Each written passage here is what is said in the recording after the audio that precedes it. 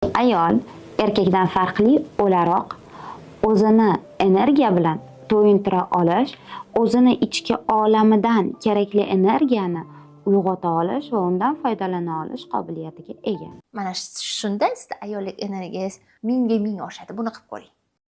Agar sizda energiya yuqori emas bo'layotgan bo'lsa, demak bu yerda qandaydir negativ bloklar bor. Hamma senga aql o'rgatadi. Ayollik energiyasini oshir, oqimda bo'l, energiyani ko'paytir, lekin hech kim aytmaydi buni qanday qilish mumkin. Qizlar, ayollik energiyasini oshirish bo'yicha bitta qiz menga bitta kitob tavsiya qildi. Agar bizda erkaklik energiyasini uyg'otishga bo'lgan moyillik bo'ladigan bo'lsa, erkaklik energiya tezlikda o'sib ketadi va ayollik energiyasiga putur yetishni boshlaydi. Aksariyat ayollarda ayollik energiyasi yo'q. Masalan, botokslar, gellar, kipriklar, ko'z masalan qildirilgan, yana bir narsa. Bu hammasi normalmi? Ayol kishining tabiatiga xos narsa. Bu narsa okey. Lekin bu narsa haddan tashqari qilingan bo'lsa, ko'pincha 90% o'shani orqasida murskoy energetika turgan bo'ladi. Qizlar, sizlarga savol. Bir o'ylab ko'ring. Sizdagi energiya qanday? Qayerda o'sha energiyangiz? Menda energiya qancha? Ayollik energiyasini o'ldiradigan omillar. Ayollik energiyasini oshirish uchun nima qilish kerak? Ayol kishi erkak kishiga energiya bera olganini qanday bilsa bo'ladi? Ayollik energiyasini normada resursda bo'lishi ayollarimiz uchun juda ham muhim. Zamonaviy hayotning eng asosiy valyutasi nima ekanini bilasizmi? Bilaman, hozir pul, dollar, yevro deb o'yladingiz. Yo'q, bu noto'g'ri javob. Bugunning eng asosiy valyutasi, eng asosiy bu energiya. Ayollik energiyasi haqida gapirishadi. Qayerda ekan, qaysi nuqtada joylashgan bu ayollik energiyasi? Nima uni o'zi? Topganmiz topasiz shuni. Ya psixologsiz 25 yildan beri mingdan oshiq odamlar bilan gaplashdik. Ajoyib. Ayollarda shunaqa energiya bormi? Ayollik energiyasi bilmadim, bo'lsa kerak, ana ko'rsatib berishyapti-ku ular. Qayerda, qaysi nuqtada? 25 yil hayotiy tajriba, aynan psixolog bo'lib. Men bitta narsani aytaman, ayollik energiyasi nimaligini bilish uchun 100 yil tajriba ham yetmaydi. Chunki ayollik energiya nimaligini bilish uchun insofda olib tashlash kerak. Mana yurakdan insofda olib, axlatga tashlab yorib, keyin internetga chiqib psixologlik qilish kerak. Bu opamizda hali insof bor. Bir ikkita videolarini ko'rdim. Insof bor ekan hali. Yaxshi psixologlar bor ekan bizning internetimizda. Kelinglar bu videoda aynan ayollik energiyasi erkaklar tilida nimaligini va ayollar bu energiyani qayerdan olishlarini va qayerdan zaryad olishlarini, keyin kelib chiqish tarixini gaplashamiz. Va albatta bu videoni yosh qizlari bor ota-onalarga, keyin aka-ukalarga yoki opa-singillarga обязательно jo'natib qo'ying. Ayollik energiyasi nimaligini va unga erishish uchun ayollar nimalarga qo'l urayotganini ko'rishsin, bilishsin. Birinchi navbatda erkaklar tushunib olishi uchun bu ayollik energiya nimaligini, endi meni ko'radigan, meni tomosha qiladigan odamlar asosan erkaklar. Kanalim o'zi ham erkaklarga yo'naltirilgan. Endi ayollik energiya nimaligini tushunishi uchun erkak kishi bitta vaziyatni tasvirlab beraman. Mana tasavvur qiling, hozir O'zbekiston jahon chempionatiga chiqdi futboldan. Mana tasavvur qiling, final. Siz futbolistsiz. Va finalda O'zbekiston bilan Argentina o'ynayapti. Tasavvur qiling-da, endi yaxshi niyat qilaveraylik. Bari vdrug yaxshi bo'lib ketar. Shunaqa holatlar bo'lib ketar. Argentina bilan O'zbekiston finalda va hisob 1-1. 120-daqiqa. Mana shu vaziyatda siz aynan siz zamindan tushyapsiz. Zamindan tushyapsizda va Argentina darvozasi tomonida burchak to'pi.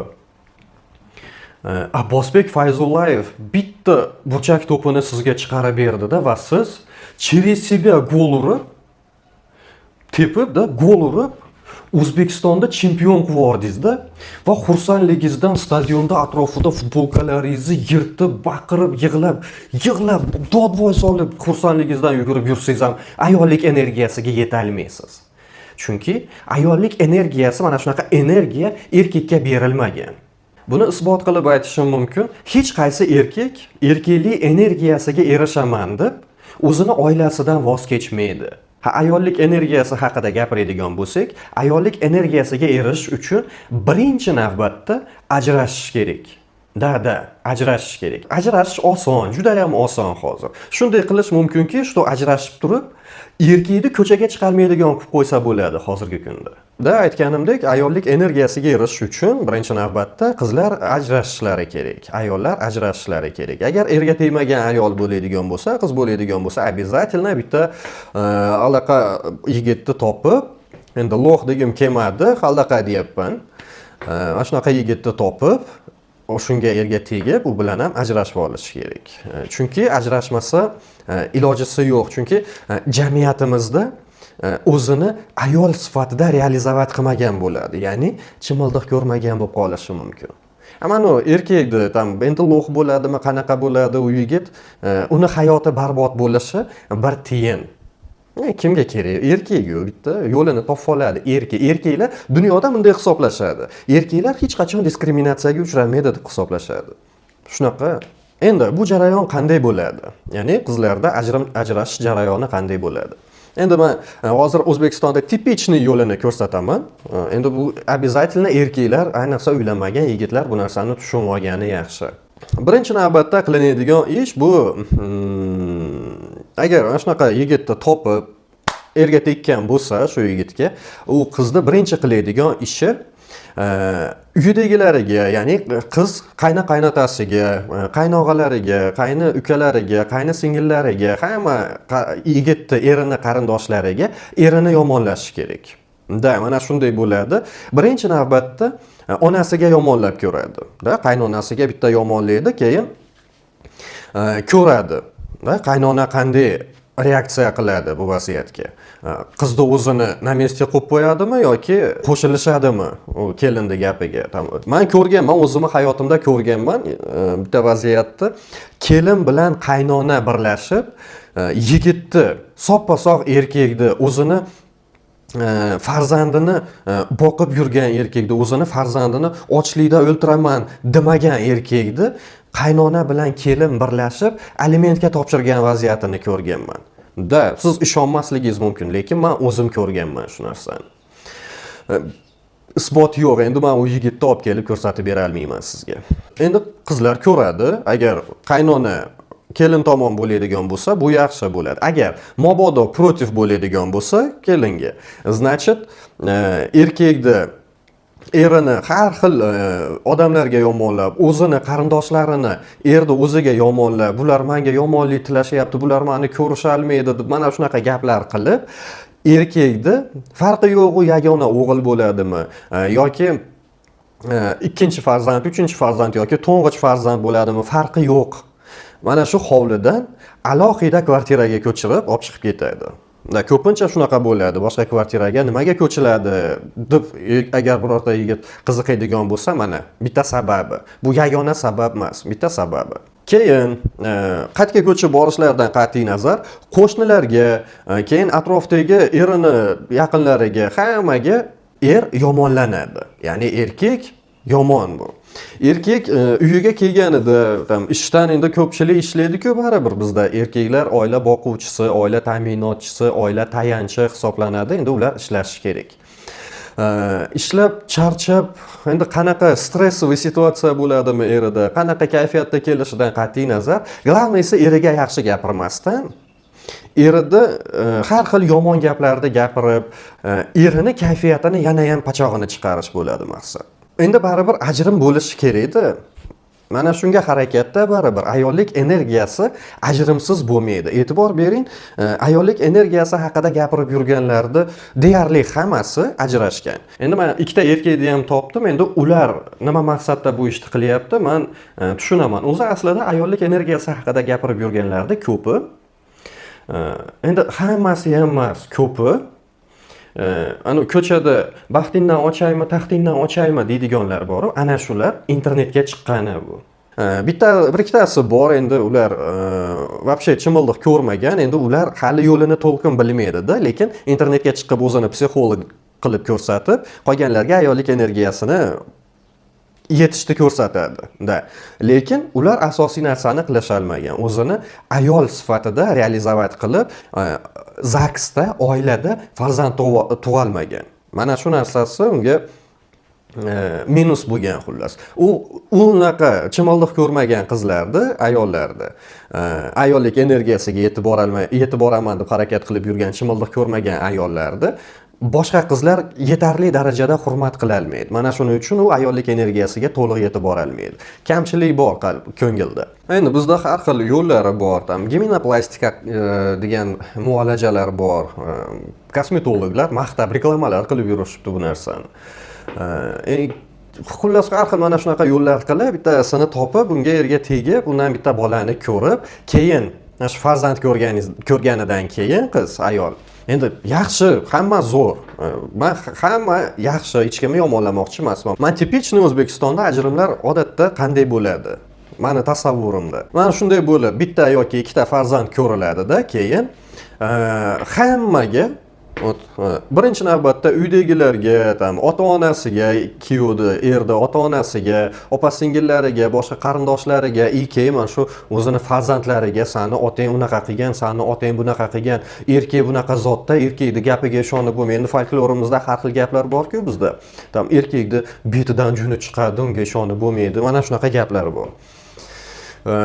Mana shunaqa gaplarni gapirib, qo'shnilarga, atrofdagilarga bitta yomonlanadi. Keyin er ham ishdan kelganida erga ham birorta yaxshi ham gap gapirmasdan, er charchab keladimi, stressda keladimi yoki qiynalib birortasi bilan janjallashib keladimi yoki birortasiga pul bergan, ana shu pulni ola olmasdan yo kontrakt pachag'i chiqib, xullas farqi yo'q. Qanaqa kayfiyatda keladi er uyga. Kelganida birorta ham yaxshi gap gapirmaydi. Birorta ham yaxshi gap gapirilmaydi-da, yomon gaplar gapirilaveradi. Erkakni aybdor qilinadi. Endi bizdagi, meni tushunishim bo'yicha, bizning jamiyatimizda ro'zg'ordagi eng foydali narsa bu gрамотно aybdor qilingan er. Mana shunday bo'lib, erda aybdor qilinaveradi, har xil san haqiqiy erkak emassan deyiladi, san mana odamlar xotinlarini boshlarida ko'tarib yuribdi, sani qo'lingdan san chimosan deydi, san haqiqiy erkak bo'lmaganing uchun men baxtli bo'la olmayapman deydi. Mana shunday bo'lib bitta ajrim bo'ladi-da. Endi yoki erkakni o'zi chidalmasdan borib ariza topshirib yuboradi. Endi erkakda organizmi ham, xuddi любой odamda organizmi ham o'zini chimo bo'lib, kamsitilinib ketishiga qarshida. Mana shunday bo'lib, yoki bitta tarsaki urib yuborishi mumkin xotinini. Endi men albatta bu jismoniy zo'ravonlik qilgan odamni albatta oqlamoqchi emasman.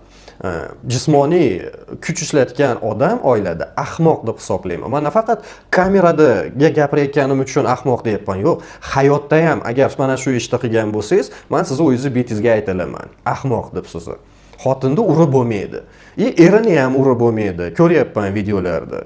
Ayollar erkaklarni urgan videolarini ko'ryapman. Bolg'alarni, xodalarni ko'tarib, erkaklarni orqasidan quvlab yurishibdi. В любом случае, men bu narsani осуждать qilaman, yaxshi narsa emas bu. Endi mana shunday bo'lib, oilada janjallar ko'payadi, hech kimga yaxshi muomala qilmay qo'yadi, mana shunday bo'lib, yoki buni chidalmagan er borib o'zi ariza beradi ajrimga, yoki uni o'zini qiynalgan qilib ko'rsatilgan ayol bitta o'tirib Instagramiga yig'lab bitta video oladi. Men chidadim, sabr qildim deydi. Keyin internetdagi psixologlarning videolarini ko'radi, обязательно. Boshida ham agar ko'rayotgan bo'lsa, yana ham ko'proq ko'rishni boshlaydi endi. Endi internetdagi psixologlar nima deyishyapti? O'zingni o'yla deyishyapti. Sen bu oilada yaxshi erkak bilan emassan, ayol yaxshi erkakdan ketmaydi, yaxshi erkak bilan ajrashmaydi ayollar deydi. Erkak ni pri чем batta, u hali tushunalgani yo'q nima bo'layotganini. No, u yomon. Erkak yomon, bilishi kerak bu narsani. Keyin o'zingni o'yla deydi psixologlar. Keyin agar deydi bitta psixolog chiqqan, men zo'r sevaman-da, men psixologlarni yangi filosoflar hozirgi kunda bizni internetimizdagi ayol psixologlar gapni qarang, buni maktablarda tepasiga istiqbolim degan yozuvlar bo'lardi men maktabda o'qib yurganimda. Hozir shu psixologlarning gaplarini maktablarga plakat qilib ilib qo'yish kerak. Gapni qarang. Agar siz sabrni, ayollik sabrini oilada chidashga ishlatmaganingizda, boshqa joyda ishlatgan bo'lganingizda siz dunyoni boshqargan bo'lardingiz, deyapti. Gapni qarang chuqurligini. Mana shunaqa gaplarni eshitib, bu o'zidan qiynalib, eriga yaxshi gapira olmay, yomon gapiraverganidan qiynalgan ayol bitta internet o'tirib Instagramiga videoni yozib, men qiynaldim deb bir yig'lab, hammaga ko'rsatib, endi biz qanday bo'lib, odam odatda qanday? Любой odam qiynalgan paytida srazu kamerani olib, mana shunday qilib olib, zapis qiladi. Men qiynalyapman. Любой odam shunaqa qiladi-ku. Xuddi mana shunday qilib videoni olib, internetga joylab, keyin arizani borib beradi. Endi mana shunday bo'lib, ajrim bo'ladi. Всё, bu joyda erkak vinovat. Agar shunda ham ajrim bo'lmaydigan bo'lsa, bundan ham battar bo'lishi mumkin. Endi meni tushunishim bo'yicha, meni оценочный суждение ham shunaqa. Ya'ni ana erkak bilan ayol janjallashadigan bo'lsa, mana bizda oiladagi zo'ravonlik degan qonun bor. Endi bu qonun feministkalardagi. Bizda hali to'liq ishlagan yo'q, hali bizda hech kim tushungan yo'q bu narsa nimaligini. Endi men chet elda qanday ishlashini men sizga aytib berishim mumkin. Chet elda agar xotin janjallashib qoladigan bo'lsa, bir-birlariga ovozlarini balandroq tonda bahslashishni boshlab qolishgan bo'lsa, buni eshitib qolgan qo'shnilar обязательно militsiyaga telefon qilishib, militsiya xodimini chaqirishadi va militsiya xodimi kelgan paytda mana shu janjalni ustiga keladigan bo'lsa, mana shu janjalda kim birinchi o'zini jabrlangan yoki kamsitilgan ko'rsatib yig'lalsa, mana shu odam prav bo'lib, yig'lalmagan neprav bo'lib u qamaladigan bo'laveradi. Mana oiladagi zo'ravonlik. Endi meni tushunishim bo'yicha shunaqa, chunki chet elda absolyutno mana shunaqa ishlaydi. Boshqachasiga ishlamaydi. Mana shunday bo'lib, biz ham jamiyatimizda hozir meni tushunishim bo'yicha jabrlangan odam kuchlik. O'zini jabrlangan qilib yig'lalgan odam kuchli hisoblanaveradi. Endi bizda erkakka yig'lash mumkin emas.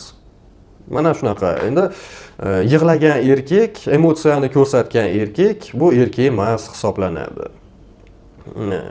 Ayollar yig'lasa bo'laveradi. Ular jabrlangan qilib o'zini ko'rsata olsa, u yutib ketaveradi shu vaziyatda. Endi u qizni Instagrami bor-ku. Endi mana shu Instagramda har xil videolar olib, podpисчиклар to'plagan bo'ladi. Mana podписчиги kam bo'lsa, har xil mashhur bo'lib ketgan, rekka chiqqan deyiladi-yu, endi bizda trendga chiqqan videolarda tagiga kirib smayliklar qo'yib chiqsa bo'ldi. Mana shunday bo'lib, uni smayliklariga yoki birorta ozgina shuncha aqlliroq gap gapirib qo'ysa, всё. Mana shu vaziyat u qizni podписчиklarini ko'paytiradi. Endi har xil erkaklar bor-da baribir. Kirib endi axotada o'tirishadi. Hozir bu mana shunday qilib yozyapti, demak bu zo'r narsa bo'lsa kerak deb. Bitta kirib ko'rsa, uni qizni sahifasida bolasi bor, o'zi bor, yegan ovqatlari bor, unga podarka qilingan gullar bor. Odatda eski videolarda bo'ladi yoki yo'q er lo'x. Xullas, hamma tushunadi, что bunaqa erlar lo'x. Buni xotini bilan gaplashsa bo'laveradi. Bu lo'x deb tushunadi. Uni ko'rganlarda. Endi har xilda u qizni ham sahifasiga kirib, uni sahifasini tomosha qiladiganlar. Mana shunday bo'lib, qizni Instagramida podписчиклari ko'paygan bo'ladi. Keyin yig'lagan videolarini ko'rib, men sizga hamdardman va sizga yordam berish kerak deydiganlar bo'ladi. Eng muhim bitta narsa, обязательно Instagrami bo'lgan qizlarda bo'yanish kerak. Bo'yanib, zo'r, mana lablarni shirish kerak, qoshlarda bir narsalar qilish kerak, yuzlarda yana bir narsalar qilib, xullas cho'tki bo'lishi kerak. Hozirgi kunda nima chiroy hisoblanayotgan bo'lsa, mana shu narsaga pul ishlatish kerak. Ya'ni Olichka bilan Verishka kattalashish kerak, Galina Petrovna ham katta bo'lishi kerak iloji boricha. Endi bu narsaga pul qatdan kelishi mumkin. Endi podписчикларning ichida ko'pgina ishonqullar bo'ladi. Ana shularda puli bor, ishlatadi. Keyin mana shu vaziyatda ayol ajrimdan keyin eriga вообще yaxshi muomala qilmaydi. Umuman yaxshi muomala qilmaydi. Ataylab yomon gaplarni gapiradi, yomon munosabatda bo'ladi. Keyin eri ham aytadi: "Ke, mani bolam, shunday pulni to'laver, san alimentga bermagin. Men shunday, san alimentga bersang 300 ming, 400 ming, 500 ming, 700 ming yoki 1 million bo'ladi. Ke, men senga ko'proq shunday xarajatlar ham olib kelib beraveray. Bolani o'zingga ham pul beraveray" desa, "Yo'q" deydi. Sani deydi alimentga beraman deydi. Mana shunday qilib sud, qonun gaplashadi. Keyin mana shunaqa o'zim hayotimda ko'rganman-da. Xotini yomon gap gapiraverganiga, "Men bu qanchiqqa men aliment to'lamayman" deb ataylab pul to'lamaydiganlar bor. Keyin mana shunaqa erkaklar o'zini yaxshi ishidan chiqib ketib, ozgina kam oylik oladigan ishlarga kirib joylashadi, 300 ming aliment qilib qo'yadi. Keyin yoki qiynalgan vaziyat bo'lishi mumkin. Endi hayotda pasti balanti bor-da baribir. Keyin mana shu ayol, ya'ni alimentni ola olmayotgan ayol bitta internetga chiqib video qiladi. "San" deydi, "hozir aliment to'lamayapsan san" deydi. "Hali inshaalloh" deydi, "qiyomatda kursi ko'p bo'ladi, kursi katta bo'ladi" deydi. "San erkak emassan, san erkaklarga o'xshab choyxonaga bormasan" deydi. Mana ko'ring-da. Xo'p, uylandi, xotini bor, xotini 2 qavat bo'ldi, tinch yashasin bo'ldi. Iltimos qilaman, shu videoni tarqatib tashlanglar qizlar. Bu videoni tarqatishinglarga sabab prezidentimiz ko'rsalar, balki menga yordam berarlar. Ikkita qizimga aliment pulini 612 ming beradi. 612 mingdan boshqa hech narsa qilib bermaydi ham, olib bermaydi ham. Bolani kasal qilgani hozir tashlab ketganman uyimga. Yo doktorga olib bormagan, yo pulini bermagan doktor. Qizimni 10 kunlik immunitet ko'targichasini tushiradigan kakaosini olib ichirishim 10 kunligi 300 ming. Buni ikkita bolaga berayotgan. Bir oyda 612 ming puli na yedirib ichirishimga, na kasalini tuzatishimga, na kiyim-kechakga qizaman. Uylanmagan xotinini ham oyligim deb majburlayapti bolalarimni. Hurmatli Shavkat Mirziyoyev, farzandlarimni umuman otasiga ko'rsatmaslikni so'rab qolaman. Chunki bularning psixikasiga ta'sir qilyapti, sog'lig'iga ta'sir qilyapti. Iltimos qilaman, shu videoni tarqatib tashlanglar. Bu dunyoda maza qilib yashayotgandir. Narigi dunyosi bilmadim. Xudoning o'zi kechirsin, ilohim. 300 mingdan qildirib qo'ydi. Unda ham indamadi. Mayli keldi. Erkak 300 mingdan qildirib qo'ydi. Vaqtida berib qo'y o'shani ham. Bolani haqqi hali inshaalloh qiyomatda shunaqa hali javobi berish shunaqa og'ir bo'ladi. Hali qiyomat kunida kursi shunaqa baland bo'ladi. Keyin bu ayolni qo'llab-quvvatlaydigan har xil domlalar bo'ladi. Xudoga shukr, bunaqa domlalar jamiyatimizda oz. Bir ikkita xolos. Ko'p domlalar normalniy tushunishadi. Keyin mana shu domlalar aliment to'lalmayotgan erkakni yomonlashadi. Keyin bir ikkita blogerlar bor.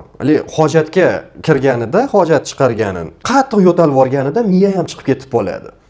Mana shunaqa blogerlar mana shu ayolni himoya qilaman deb, jamiyatda men zo'r bo'laman, men zo'r bo'lishim kerak, men ayolni himoya qilishim kerak. Ayol meni zo'rligimni tasdiqlab berishi kerak degan blogerlar bor. Keyin mana shu blogerlar chiqib mana bunaqa videolar olishadi. Akalar, ukalar, bu qizni gapini bir eshitdilar. Alimentga berishimdan oldin ishsiz bo'lgan, alimentga berganimni bilib sразу borib ishga kirib kelganda odam. Keyin hozir alimentimni где-то yarmi ishsizlik bo'lgan payti bilan hisoblanyapti. Shuni hozir MIP ijrochisi bilan talashyapti. Yo'q deyapti, meni anaqam oyligiga qaratilishini kutyapman. Oyligiga qaratilgandan keyin men o'sha summada to'layman deyapti. 330 ming. Undan oldingisi 1,5 milliondan yozilganda. Tupurdim, ishon tupurdim. Olib kel qog'oziga yozib beraman, berdi menga deb. Kutingga ham tiqib qo'ygan pulingni, seni puling bilan men boyam bo'lib ketmayman, seni pulingga qarab ham qolmaganman, ne to'g'risi. Erkak degan nomiga tupurdim. Oyingga yetgan qizim deb bemalol operatsiya qilursinlar senga. Akalar, ukalar, bu qizni gapini eshitib turib, men chida olmadim. Demoqchimanki, biz erkaklar shu darajada pastga ketyapmiz. Shu aliment temasi har doim birinchi o'rinda bo'ladi. Akalar, ukalar, bu qizni gapiga bir e'tibor beringlar-da. Hali inshaalloh qiyomatda shunaqa hali javobi berish shunaqa og'ir bo'ladi. Akalar, bu videoni nimaga qo'ydim? Bu qizni bir gapi tasavvur qiling. Ha, erkak degan gap bu eng katta gap. Keyin mana shunday bo'ladi-da, ana erkak qochgani joy topolmay qoladi. Ya'ni quduqlar bor, shifrlarda orqalari bor, keyin har xil joylar bor, bekingani, yashiringani. Mana shu joylarga erkak bekinib yurishi kerak bizning jamiyatimizda. Shu xotini yomon gap qilaverganiga, xotini janjallashaverganiga, xotini eriga yomonlik qilaverganiga qasdlanib qolib, men to'lamayman, qamalsam ham mayli, men bu qanchiqqa aliment to'lamayman degan erkaklar ham bor. Mana shunaqalar keyin yoki haqiqatdan to'lalmay qolganlar quduqlarning ichiga, keyin har xil joylarga bekinishaveradi. bizni jamiyatimizda erkak kerak emas, bizni jamiyatimizga hech kim erkakning huquqini o'ylamaydi bizni jamiyatimizda. Bizni jamiyatimizda o'ylanishi kerak bo'lgan narsa birinchi navbatda bu ayollarning huquqi o'ylanadi, keyin kesilayotgan daraxtlar o'ylanadi, keyin yo'llar o'ylanadi, keyin gaz zapravka metanlar o'ylanadi, keyin svet o'ylanadi, keyin mol, qo'ylar o'ylanadi, keyin kartoshka, so'zi, piyozlar o'ylanadi, keyin tarakanlar, qo'ng'izlar o'ylanishi mumkin, keyin pashsha, chivin, keyin mana shulardan keyin birorta очередьda bordir erkakning huquqi ham. Mana yetib kelar, birar 200 yildan keyin erkakning huquqi ham. Lekin hech kim o'ylamaydi, mana kichkina katta bo'layotgan o'g'lim ham katta bo'lganda erkak bo'ladi-yu, bu qanaqa hayotda yashaydi deb hech kim o'ylamaydi bizni jamiyatda. Bizni jamiyat ayollardiki, bizni davlat ayollardiki.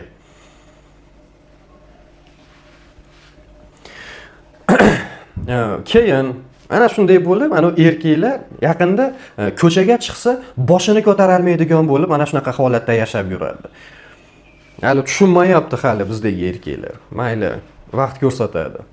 Keyin mana shunday bo'lib, boshida ham eshonqullar ham 10 ta, 15 ta bo'ladigan bo'lsa, Instagramida bu qizni, ayolda. Keyin mana blogerlar hype qilib video qilib berganidan keyin podpischiklari ham ko'payadi. Bu podpischiklarning ichidagi eshonqullarning soni 100 ta, 150 ta, 200 ta bo'ladi. Keyin mana shu eshonqullar katta yordam beradi ayollik energiyasiga yetgani. Bundan tashqari har xil firmalar bor. O'ylab ko'rmaydi bu ayol qanday qilib hozir mashhur bo'ldi, bu mashhurlikka qanday yetib keldi deb o'ylamaydi-da, mani narsamni reklama qilib bering deb kelib yalinishib, ular reklama qildirishib, bu ayolning faoliyatiga yana ham muvaffaqiyat qo'shib beradi. Endi o'ylab ko'rmaganda bizda bilmayman, meni tushunishim bo'yicha bizni jamiyatimizda odamlar haqiqatdan hojatga kirganida miyasi chiqib ketib qolyapti. Shu qattiqroq krepleniyani to'g'rilab qo'yish kerak krepyojda miyani. Endi mana shunday bo'lib eshonqullar ko'payadi, bu qizga yozadigan eshonqullar ko'pgina bo'ladi-da. Keyin mana shu yozayotgan eshonqullarga bu qiz ayol nima qilishi mumkin? Kasting qiladi. Endi lo'qlar ko'p, lo'qlarning ustidan kasting o'tkazsa bo'ladi. Bu kasting qanday amalga oshiriladi? Ya'ni kim shu yozayotgan lo'qlarga aytish mumkin. Men Maldiviga bormoqchiman, men Tailandga bormoqchiman, men Baliga bormoqchiman, Kanariyaga, Kubaga, mana shunaqa joylarga bormoqchiman deb hammasiga bitta atvet qilib желаниясini yozib yuboradigan bo'lsa, keyin bitta qarasa bo'ladi mana shu joyda qaysi biri yaxshiroq xizmat qilib, yaxshiroq ko'rsatiladi olib borishini yoki olib bora olmasligini. Mana shunday bo'lib qizda tanlov amalga oshadi. Endi tanlovda bor, vibr bor. Keyin gullar jo'natishadi bu eshonqullar. Har xil gullar jo'natishadi. Keyin bu qiz, mana erkaklar tushunmaydi, nimaga qizlar, ayollar gul qo'yishadi internetga. Mana shu gullar qo'yiladi. Nima sababdan, nimaga kerak bu gullar? Har xil sovg'alar qo'yiladi. Nimaga bu narsa qilinadi? Bizda ba'zi bir odamlar, erkaklar tushunmaydi bu narsani. Hozir qarang, men sizga tushuntirib beraman buni. Keyin mana shu eshonqulni bittasi tanlanadi, joyi ham tanlanadi. Endi ko'riladi-da, qaysi joyga borsa yaxshiroq, ko'proq kayf qilsa bo'ladi. Mana shunday qilib biletlar olinadi, samolyotga o'tirilayotgan bilet rasmga olinib Instagramga qo'yiladi. Keyin samolyotga chiqib ketayotgan, trapda chiqib ketayotganlar qo'yiladi. Samolyotning ichidagi bo'layotgan vaziyatlar videoga rasmga olinadi. Keyin sohillarda aylanib yurilgani rasmga olinadi, videoga olinadi. Keyin har xil restoranlarda, barlarda u qizga, ayolga boshqalar qanday e'tibor berayotgani videolarga, rasmlarga olinadi. Keyin xullas mana shunaqa nomerlarda ichi rasmga olinadi. Keyin sohilda yurgani maksimalna shu tursiga ko'rinib turadigan videolar bo'ladi. Prozrachniy kiyimlarda iloji boricha tana ko'rinib turishi kerak. Tanani zo'r joyi, zo'r rakurslarda chiqib turishi kerak. Mana shunday bo'lib, mashinalarda ichida yurganlari videoga olinadi. ko'pchilik baribir tushunmaydi hozir bizda. Ba'zilar, ko'pchilik emas, ba'zilar tushunmaydi. Bularda orasida har xil filosofskiy gaplar bo'ladi. Tam Friedrich Nietzscheni bitta gapi chiqib qoladi yoki Artur Schopenhauerni bitta gapi chiqib qoladi. Paulo Coelho'ni bitta gapi chiqadi. Mana shunaqa har xil yoki mana современный psixolog bo'lganlarda yana sitatalari chiqadi. Har xil mana shunaqa aqlli gaplar chiqadi-da. O'zi sohilda yugurib yurganlari, har xil romantiklari chiqadi. Endi nima sababdan mana shu narsalar internetga chiqishi kerak, bu qolganlar ko'rishi kerak-da. Bu shu ayollik energiyasiga yetkazadigan narsalar bular. Mana men hozir tushuntirib berishga harakat qilaman. Birinchi asosiy maqsad, endi kommentariylarini ko'radigan bo'lsangiz, ba'zi bir odamlar tam negativ yozishadi, tam ayollar yomonlab gapirishadi. Ba'zi qizlar, yosh qizlar, endi ularda hali miyasi shakllanmagan-da, yosh qizlarda. 16-17 ga kirgan qiz nimani ham tushunar edi. Ko'radida, bu qiz zo'r ekan deydi. Bu qiz zo'r psixolog deydi, zo'r gaplarni gapiryapti, qaranglar hayotda o'zi tushungan ekan deydi. Opajon, siz zo'r qizsiz deydi, siz zo'r psixologsiz deydi. Meni ham o'rgating deb mana shunday podpисчик bo'ladi u qizga. Keyin oilalilar odatda, sen ahmoqsan, sen yoshlarni buzyapsan, endi mana shunaqa gaplar yozishadi. Keyin bu qizda, Instagram olib yurgan qizda, meni dushmanlarim meni ko'rmayapti, meni ko'risholmaydi, man odamlar nima deydi degan zamon o'tib ketdi degan mana shunaqa jerskiy, kurtoy gaplar gapirilinadi-da. Bu zo'r bo'lib, mana shu kurtoy bo'ladi endi bu qiz. Endi maqsadga keladigan bo'lsak, mana shu harakatda maqsadi, endi bu ayollik energiyasi, endi aynan mana shu narsa emas, buni ichida boshqa narsa bor. Meni ayollik energiyasiga olib keladigan. Endi bu mana gulni deb o'ylab qarasangiz, nimaga bu boshqa yigitlar, boshqa erkaklar bunga podarka qilgan, sovg'a qilgan gullarni yoki boshqa umuman telefon, boshqa sovg'alarni nimaga bu internetga qo'yapti? Axir buni ko'rsa, boshqa o'zini hurmat qilgan erkaklar, yigitlar bunga qaramaydi-ku deb o'ylashingiz mumkin. Haqiqatdan shunaqa bo'ladi, lekin miyasi chiqib ketib qolganlar baribir endi ularga pofik. Endi ularga farqi yo'q. Mana shunday bo'lib ko'rsatilinadi bu videolardan, rasmlardan, Instagramdagi video rasmlardan maqsad, asosiy posıl quyidagicha. Dugonajon, ko'rgin, qara, menga qanaqa gullar sovg'a qilishyapti. Qara, men gullarning ichida yashab yuribman, meni orqamdan ancha odamlar, erkaklar yugurishadi. Qara, menga qanaqa sovg'alar sovg'a qilishadi. Dugonajon, ko'rgin, sanda yo'q deydi. Keyin samolyotdagi biletlar ko'rsatilinadi. Mana qara, dugonajon, ko'rgin, men qanaqa joylarga ketyapman deydi. Qara, men mana samolyotga chiqib ketyapman. Samolyotning ichini qara, qanaqa zo'rligini deydi. Ovqatlarini qara, men Baliga, Tailandga, Maldiviga borib, qara, men qanaqa ovqatlar yeyapman. Ko'rgin, dugonajon, sen yeganing yo'qsan bunaqa ovqatlarda deydi. Keyin sohillarda yurganlarini videoga olib, dugonajon, qara, men qanaqa joylarda yuribman, chiroyliligimni qara, dugonajon, meni figuramni zo'rligini qara, krujevnoy bilyo tursigimni qaragin, qanaqa chiroyliligini. Meni lo'qlar ko'rib og'zlaridan suv oqib qolyapti, dugonajon, ko'rgin, sanda yo'q bunaqa narsalar deydi. Keyin mashinaning ichida ketayotganini oladi. Bu qara, dugonajon, men qanaqa mashinalarda meni katatsiya qilib yurishibdi, qaragin, dugonajon deydi. Men shunday qilib mashinaning ichini videoga olib, yonidagi yigitni ham oladi. Qara, dugonajon, men mana shunaqa zo'r mashinada yuribman. Hammasiga meni lo'q pul to'layapti, dugonajon deb, meni yonidagi erkakni ham ko'rsatib qo'yadi yoki tana a'zolarini ko'rsatib qo'yadi. Mana shu lo'qni tanasi bu deydi. Mana shu hammasiga pul to'layapti deydi. Mendan hech narsa ketgan yo'q deydi. Hozir ayollik energiyasi eng zo'r valyuta deydi.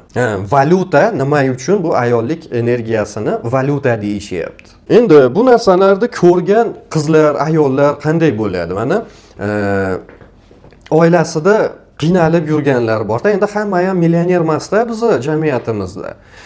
Endi har xil hayotda pasti balandi bor. Mana shunaqa narsalar bor, qo'yib qo'ygan. Ayollar hozir ko'pchilikga kerak emas bunaqa qiyinchilik. Nafik kerak. u qiyinchilikda qolganlar, например, ajrashadigan bo'lsa, mana hamma aytyapti-ku, kamchilik, yo'qchilik sabab bo'lyapti oilalar buzilishiga deyishyapti-yu. Lo'qda ishonishaveradi. Mana qarang-da, logический цепочкani qarang. Mana er bilan xotin oila qurib yashashyapti. Pul kam mana shu joyda. Endi yo'qchilik bo'lyapti. Ayol ajrashib ketib, bola bilan o'zi qolib. Nima, millioner bo'lib ketyaptimi? Da? Обязательно bitta lo'qni topalsa, keyin pulli bo'ladi. Agar topolmasa, nima, millioner bo'lyaptimi? Yo'q. Hech kim o'ylab ko'rmayapti. Sizlar birga bo'lsalaring yaxshiroq-ku, farzandga yaxshi-ku. Yo'q, unday narsani o'ylamaydi bizda. Bizda mana ular ko'p. Bizda ishonishaveradi. Ko'radi, ayollar ko'rib qaraydi. Uni zo'r yashayapti. Endi ayolda bunaqa xislati bor-da, любой ayolda bor bu narsa. Endi любой demayman, hammasida emas. Unda исключение bor. O'zini ayollik baxtini boshqalarning baxtiga solishtiradi, taqqoslaydi. Mana shunday qilib ko'rib oladi, ayol baxtlimi yoki baxtli emasmi? Endi ko'radi, boshqa ayollarda atrofida ko'pgina erkaklar aylanib yurgan bo'lsa, u zo'r narsalarga erishalayotgan bo'lsa, valyuta bor-ku, ayollik energiyasini valyuta deyishyapti. Mana shuni ko'rib ayol aytadi, menda yo'q-ku bu deydi. Keyin o'yayotgan ovqatlarini qara, mazza bo'lsa kerak-a deydi ko'rib. Endi aqllilari bor, bu narsalarga e'tibor bermaydigan ayollar bor, lekin e'tibor beradiganlari ko'p baribir. Endi ayol, endi baribir hammamizda nafsimiz bor-da baribir. Keyin ko'rib, hamma narsalarni ko'rib, men baxtli emas ekanman deydi. Keyin bu ayol shu kechalari uxlayotib, uxlashdan oldin rosa qiynalib chiqadi, yig'laydi, azoblanadi, yostiqlarini tishlab tortadi. Yostiqlari xo'l bo'lib yig'lab, kechalari mana shunaqa qiynalib chiqib, keyin eriga aytadi. Sen erkak emassan, sen chimosan deydi. Qara deydi, erkaklar ayollarini mana shunaqa qilib boshida ko'tarib yuribdi deydi. Sen deydi, menga bitta nimani u narsani olib bera olmading, sen erkak emassan deydi. Erkak erdi ko'ngliga böyle komplekslarda singdirib boradi. Haqiqiy erkak emas ekanman deb yuradigan mana shunaqa hissiyotni erini ko'ngliga singdirib boradi. Keyin yosh qizlar bo'ladi. Endi aytganimdek, miyasi shakllanmagan hali u qizlarda, hali hayotni nimaligini to'lqin bilmaydi. Yosh qizlar uni ko'rib, men ham shunaqa bo'laman deydi. Mana erkaklar katta bo'lganimda men Rambo'daqa bo'laman deb harakat qiladi-yu, yoki bir narsalarni ixtiro qilib yuboraman, dunyoni o'zgartirib olaman, kosmosga chiqaman, rakka davo topaman deydigan erkaklar ko'p-ku endi bizda. Haqiqatdan mana shunga harakat qilgan erkaklar ko'p-ku. Endi ayollarda ham ko'riladi-da, endi zo'r bo'layotgan ayol ana shu ayollik energiyasiga intilgan bo'lyapti. Ayollik energiyasiga intilish uchun mana shu yo'lda boshlash kerak. Internetga chiqib, atrofdagi eshon-qullarni ko'paytirib, bu eshon-qullardan foydalanib va psixologlik qilish kerak. Keyin yosh qizlar ham shunga harakat qilib, hammasida e'tibor bersangiz, qizlarda ko'pida, aksariyatida o'zini Telegram kanali bor. 20 ta, 30 ta, 50 ta, 100 ta, 200 ta, endi redki qizlarda endi 1000 tadan ko'p bo'lsa kerak podpисчиги bu kanalida. Lekin hammasida bu bor. Bu trenirovочный etap menimcha. Mana shunday bo'lib, qizlar oddiy erkaklarni nazariga ilmiy qo'yadi, yosh qizlar, u qizlarga erishishi uchun yigit nimagadir mana shu qizlarga erishish kerak. Nimagadir shunaqa. Lekin aslida teskarisi. Men oldingi videolarimda bu narsalarni isbotlab berganman. Mana shunday bo'lib, puli yo'q erkaklar odam emas hisoblanaveradi bizning jamiyatimizda. Endi agar siz pulingiz kam bo'lib yoki zo'r pul topib olmayotgan erkak bo'lsangiz, yigit bo'lsangiz va siz mana shu vaziyatda o'zingizni to'liq nastoящий, normalniy erkak deb his qilmayotgan bo'lsangiz, обязательно birorta psixologga boring.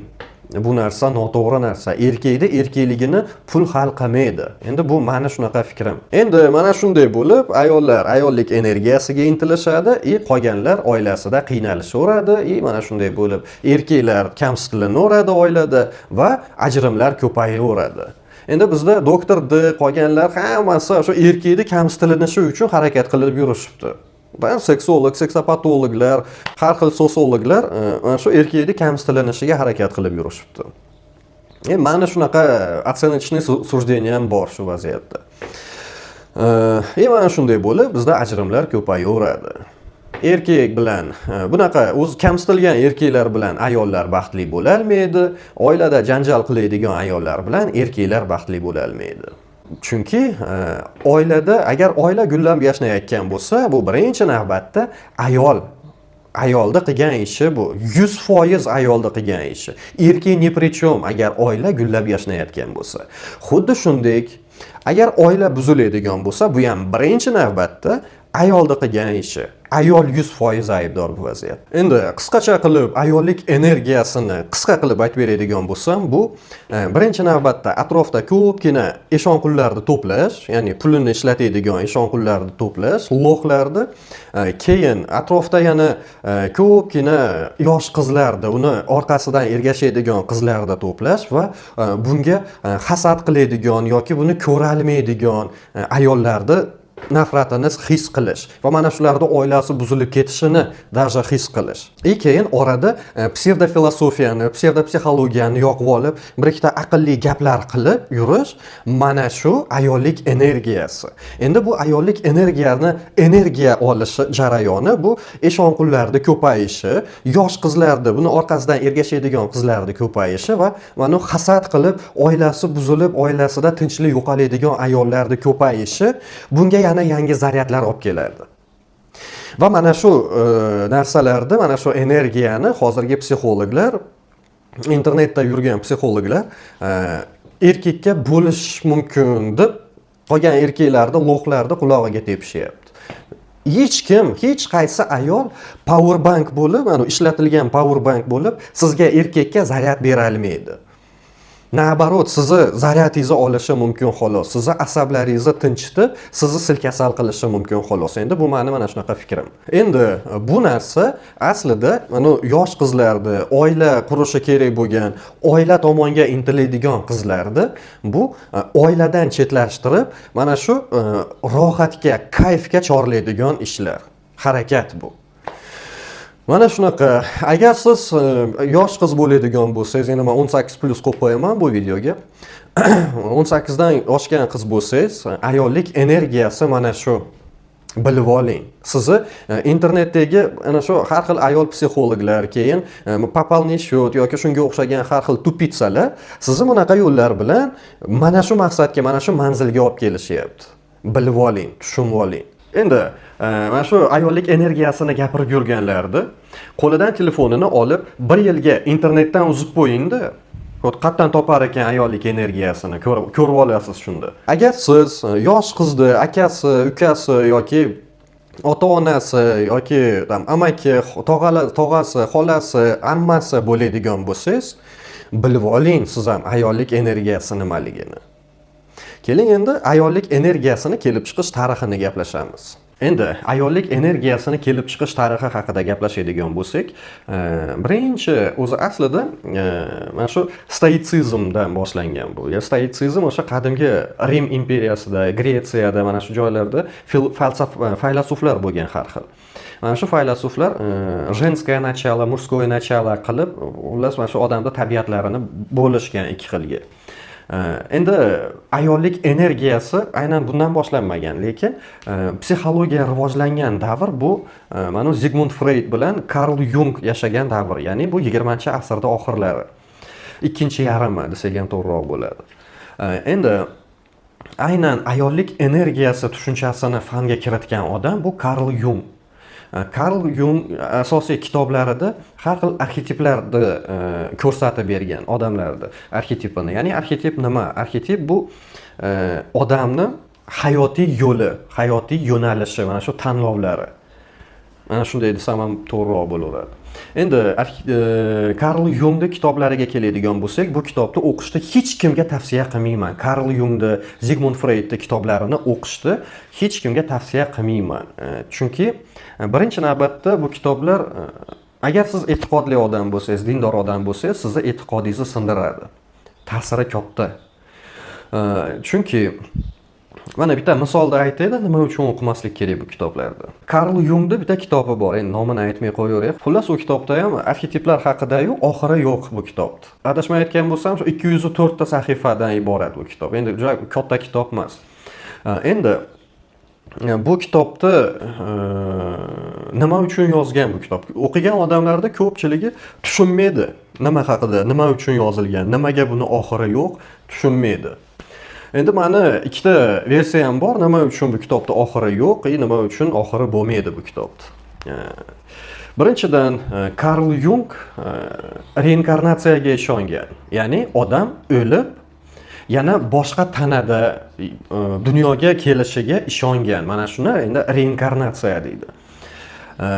Keyin mana bizda hozir psixologlar chiqib karma deydi-yu, karma deb qaytar dunyo bilan adashtirishadi. Karma bu qaytar dunyo emas. Karma bu mana shu hayotingizdagi agar yomon ishlar qilgan bo'lsangiz, ko'p gunohlar qilgan bo'lsangiz, keyingi hayotingiz sizda qiyinroq kechadi. Qiyinchilik ko'proq bo'ladi keyingi hayotingizda. Ya'ni bu buddizmdagi, hinduizmdagi, krishnaizmdagi tushunchalar. Bu agar siz iudey yoki xristian yoki musulmon bo'ladigan bo'lsangiz, bu kitob sizni e'tiqodingizni sindiradi. Aynan Karl Jung bilan Sigmund Freudning kitoblari. Kerak emas, o'qimang, hech kimga tavsiya qilmayman. Endi Karl Jung mana shu kitobini yozishdan maqsadi, uni oxirini yo'qligini sababi bu dunyoga boshqa tanada tug'ilganida yana noldan boshlamasdan mana shu kitobni yana davom ettirish uchun yozgan. Oxiri yo'q. Bu endi bitta versiya. Ikkinchi versiya bu nima uchun bu kitobda oxiri yo'qligini ikkinchi versiyasi, endi meni fikrim bo'yicha, odam hech qachon o'zini oxirigacha izuchat qila olmaydi. Oxiri yo'q jarayon bu. Men endi shunaqa tushunaman. Shunaqa gaplar, o'zlaringni ehtiyot qilinglar, ko'rishguncha.